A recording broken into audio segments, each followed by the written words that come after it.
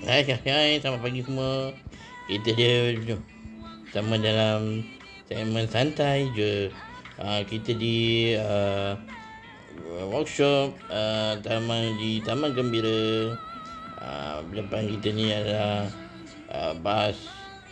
Pagi ni mereka akan ke Kuantan dan ke Ipoh. Seperti biasa lah. Jadual seperti biasa. Dan kita punya aktiviti hari ni, workshop kita seperti biasa. Juga kita punya fast food dengan kedai minyak kita seperti biasa. Alam haiwan. Okey, malam tadi tidak dapat bersiaran sebab kerana kami ada masalah teknikal sikit. Kerana dia punya DJ anda terlalu sibuk semalam menguruskan hal peribadi. Tak sempat lah dia nak buat apa kata, nak bersama dengan anda.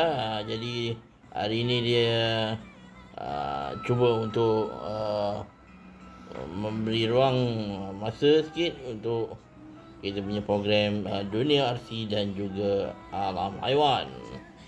Okey, pagi ni kita mula dengan laporan Taman Gembira, aktiviti di Taman Gembira. Okey, ini dia aktiviti kita pada hari ini. Workshop kita pun seperti biasa, banyak kenderaan yang keluar masuk. Okey. Okey, buat kita pun telah start. Mulakan mau nak gerak.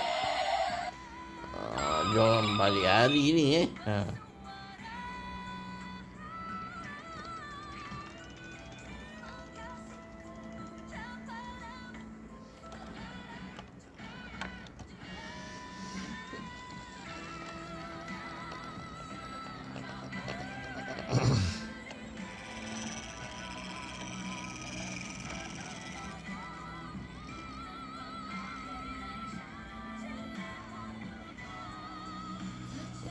yang ada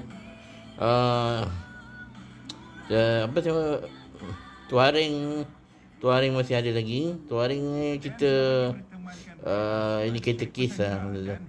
Jadi kita tunggu masa lah kena nak buat ni. Sebab hari tu dah buat troubleshoot yang pasal gearbox dan juga sport rim ni tu. Jadi pemain kita slow kayu lah. Ini sebab ni kereta kes kan. Kereta kes dia buat slow lah. Nanti kita tahu kereta dia akan siap lah.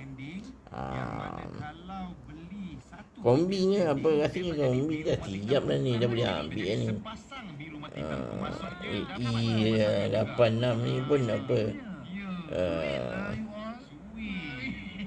dah boleh. Apa ni kereta ni, ni kawan di parking. Lori tu lori hantar sebi dari tu hantar barang. Bas ni diparking kat sini. Banyak lagi terparking. Mercedes 1OE tu pun parking.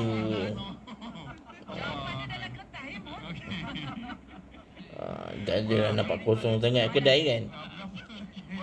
Okey lah.